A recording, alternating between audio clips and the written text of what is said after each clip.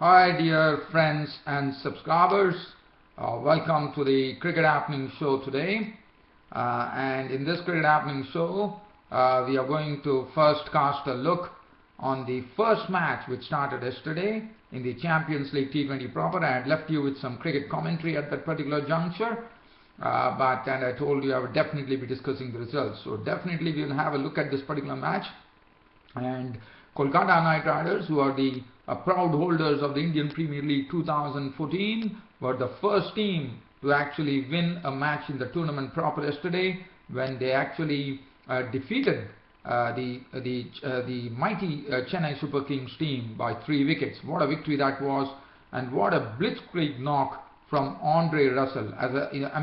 Kolkata Knight Riders were looking like no-hopers at one stage when the score read 51 for 5, and then came the onslaught from Andre Russell, who smashed the ball all across the park to pick up 58 runs of 25 balls with 4 fours and 5 sixes, smoked away with tremendous authority. And that's the reason Chennai Super Kings, even though they couldn't put a good score on the board of 157, but they definitely had the Kolkata Knight Riders absolutely on the rack at 21 for 5. But everything changed when Andre Russell entered the middle, and he really started middling the ball in only the way that he would normally do. And as you know, Andre Russell has scored tons of runs this time in the Caribbean Premier League. He was a big success this time. He scored lots of runs, and he also took the teams to victory, and that's what precisely Andre Russell did yesterday.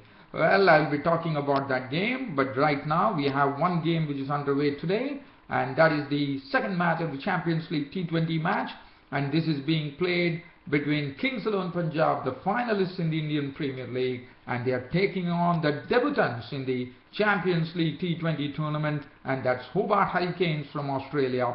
And Hobart Hurricanes, well, on their debut, I wouldn't say it was a good score, because it was some very disciplined bowling from the Kings XI Punjab bowlers, which kept the Hobart Hurricanes in check, and Hobart Hurricanes could muster only 144 for 6. And as I am talking to you, Kings XI Punjab, in their reply in the third over, have already lost 2 wickets. They have lost their Virender Sehwag pretty early in the piece.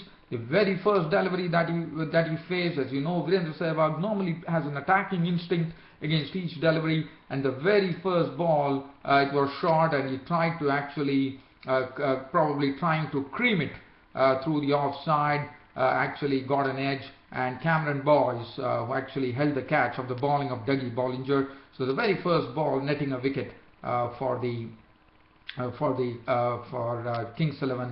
For Hobart Hurricanes.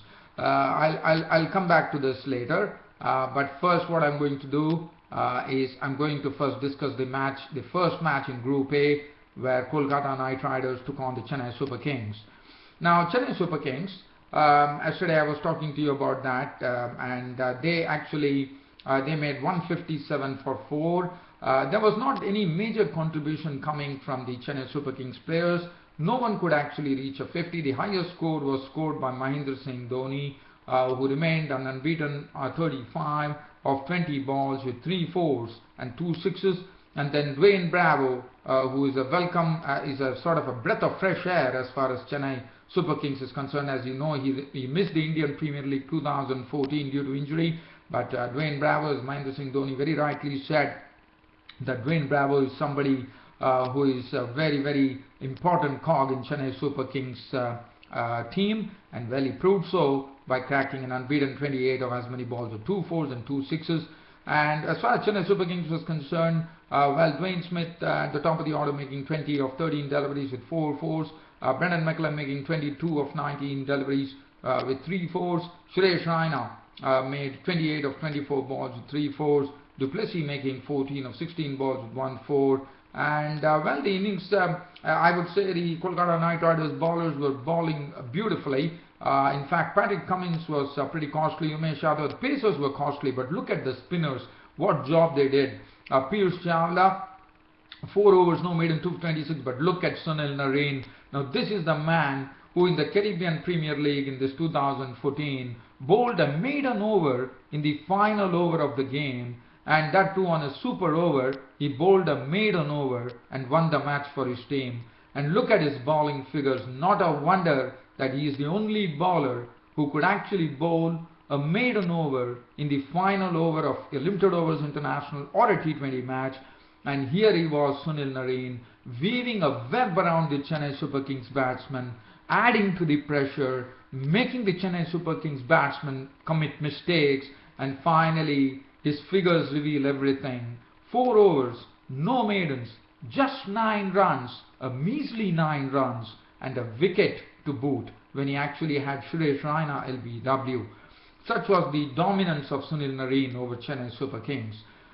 Yusuf Pathan, 3 overs, no maiden, 1 for 16. Andre Russell, 1 over for 12 runs. Didn't matter because he really slammed the Chennai Super Kings bowlers with the bat. And 157 for 4, and that was thanks to Mahendra Singh Dhoni and Dwayne Bravo putting on an unbeaten partnership to give something to bowl at. In fact, it was basically a 71-run unbeaten stand, which took the score from the 12.3 overs where it was 86 for 4 when du Plessis departed, and then finally, thanks to Dhoni and Bravo, Chennai Super Kings sat at 157 for 4 of their 20 overs. Now, Kolkata Knight Riders, in their reply, well, as I said, the first 5 batsmen, the half of the team was into the pavilion in just 9 overs. In fact, 51 for 5, and Surya Kumar Yadav departed. In 9 overs, they had the 5 batsmen into the pavilion. So Chennai Super Kings, even though they made only 157, their bowlers did a wonderful job, especially Ashish Nehra, who really bowled the right line and in fact dealt a triple blow to the Kolkata Knight Riders innings. First, he took the wicket of Gambhir, the captain, who was caught Bravo bowled narrow for 6 of 5 balls with 1 4. The next to go was Manish Pandey, who was out for a blob, and then Yusuf Pathan was sent back to the pavilion by Nehra of the very next delivery that he bowled. In fact, Manish Pandey and Pathan didn't trouble the scorers at all. In fact, Yusuf Pathan made 1 of 5 balls.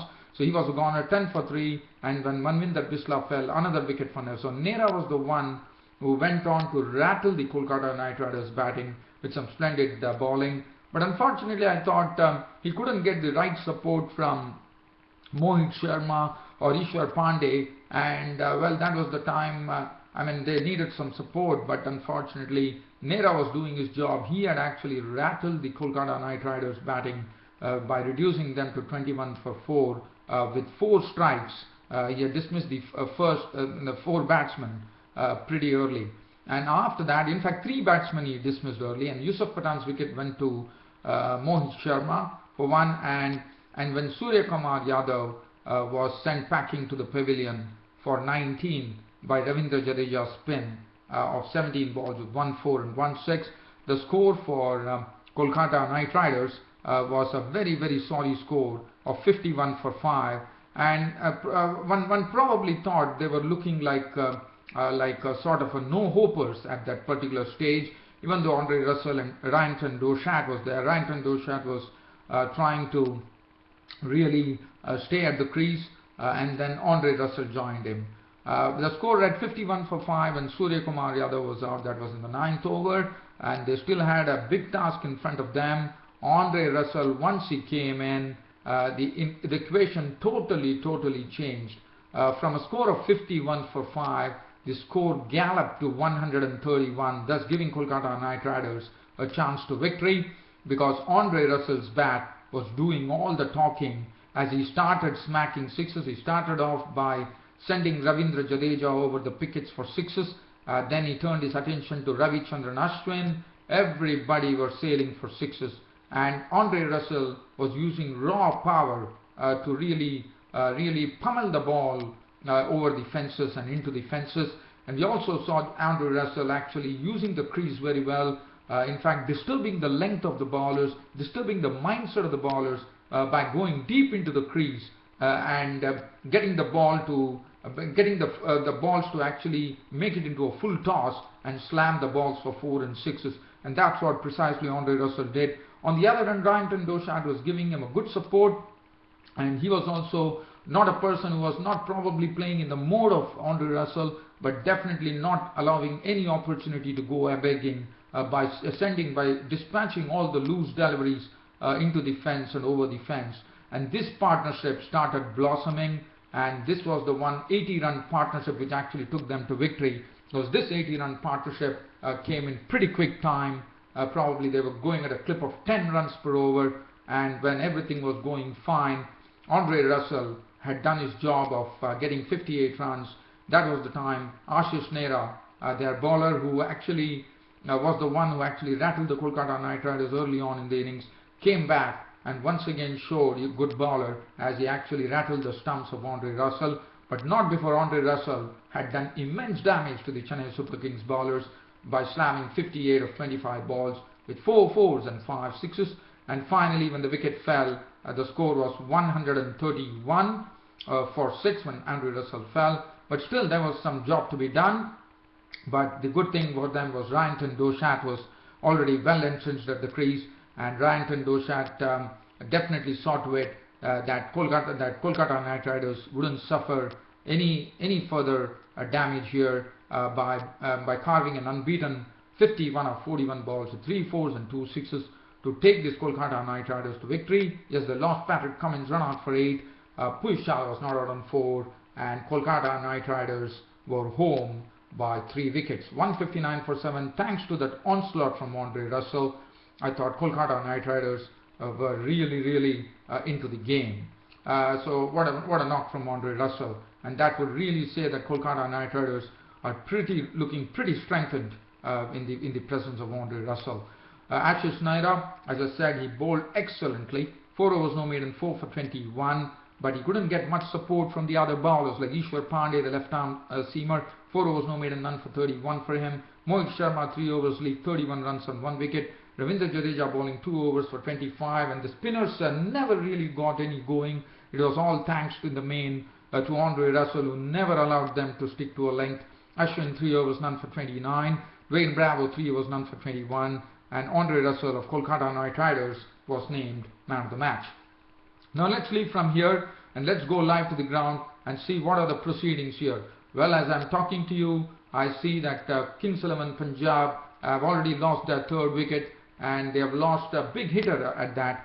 David Miller is into the pavilion of the bowling of Ilfan House for naught. And well, the other big hitter is at the crease, and he has already shown that big hitting by actually hitting a 6, and he is none other than Glenn Maxwell, who had a ball of a series in the IPL 2014. Whether Glenn Maxwell can recreate that magic that he did in the Indian Premier League 2014, one does not know, but well, he's there, not out on 7 or 4 balls with 1 4, and I'm sure the team, that is Hobart Hurricanes, would be gunning for Glenn Maxwell's wicket here. Manan Vora is not out on 14. I'll come back to that, but let's have a look at these innings from Hobart Hurricanes. As I said, Hobart Hurricanes were actually making their debut today, and on their debut it was the Kings 11 Punjab actually who won the toss, and they invited Hobart Hurricanes to bat first. And Hobart Hurricanes, their going was not good. In fact, Ben Dunk and Tim Payne have been such successful openers back home in Australia in the Big Bash that they gave some very good starts and took them to victories. But unfortunately, that was not the case today here in the Champions League T20 on their debut, as Ben Dunk and Payne put on 15 runs before Payne was dismissed by a beautiful arm delivery from the left-arm spinner and talented spinner Akshar Patel, who actually got Tim Payne bowled by an arm ball which went on straight to hit the stumps. Tim Payne was gone, bowled Patel for 11 of 16 balls with 1 4. After that, Ben Dunk played some very good strokes to make 26 of 25 balls with 4 4s, becoming a victim of Tisra Pereira, who was actually making his debut for Kings 11 Punjab in this particular tournament. And as you know, and he was making his debut in the Champions League T20, so he was gone. So Tim Payne was gone, and then Dunk was gone. After that, Andy Blizzard blazed a blaze of 2 4s and 1 6 to make 27 of 18 balls. And then Shoaib Malik made 14 of as many balls with 1 4. Travis Bird really clattered 2 sixes and 1 4. Karamveer Singh was the one who was really pelted by Travis Bird, as he contributed 28 of 21 balls with 1 4 and 2 sixes. Wells was the one who really gave some real impetus to the innings by slamming 28 of 18 balls with 5 fours into that. And finally, Hobart Hurricanes were kept really quiet, thanks in the main to some very good bowling by the pace bowlers. Parvinder Ravana, you look at the bowling figures of the Kings XI Punjab, they definitely kept Hobart Hurricanes in check on their debut and reduced them to 144 for 6 of their 20 overs. Anurit Singh, 4 overs no maiden, none for 25, bowled well. Parvinder Ravana stuck to a good line, 4 overs no maiden, 1 for 25 for him. Akshar Patel, as usual, just continuing his brilliant form that he had in the Indian Premier League 2014. 4 overs no maiden, 1 for 20 for him. Virendra Sehwag bowled 1 over for 8 runs. Tisra Pereira on his debut in the Champions League T20, 3 overs no maiden, 2 for 17. Glenn Maxwell bowled 1 over for 9 runs. Karamveer Singh was the most costliest of all the bowlers. Other than that, none of the bowlers got any tap. Karamveer Singh, 3 overs, was clattered for 37 runs with 1 wicket to his name. Now, Kings XI Punjab, in their reply, currently, as I said, they didn't have a good start. Virendra Sehwag, the very first delivery of the innings, he tried to put it past the offside, and Boyce took the catch. He was gone for a duck. After that, Riddhiman Saha was a victim, as Bollinger struck a double blow by sending him into the pavilion, caught by Shoaib Malik for 11 of 9 balls with 1 4. And then David Miller fell, which was a big wicket for them, as David Miller was gone to the bowling of Ilfanos for a duck, and the score read 23 for 3. But definitely we are seeing some real fireworks from the blade of Glenn Maxwell, as Glenn Maxwell is already showing some great hitting here. He's not out on 17 of 9 balls with 2 fours and 1 6. Manan Vohra is looking good, not out on 16 of as many balls with 3 fours. Currently, Kings XI Punjab are standing at 46 for 3. We are in the 7th over. A long way to go, 7.26 runs per over, and Glenn Maxwell, as long as Glenn Maxwell is there, one knows that Kings XI Punjab can get to that target. Bollinger, 3 overs, 2 for 20. Ben Ilfanos, 3 overs, no maiden, 1 for 23. Cameron Boyce, the leggy, has bowled 2 balls and has given away 2 runs. I'm going to take you live to the ground now, and we are going to have, let us see whether I can do some cricket commentary while Glenn Maxwell could entertain the crowd here with some big hitting.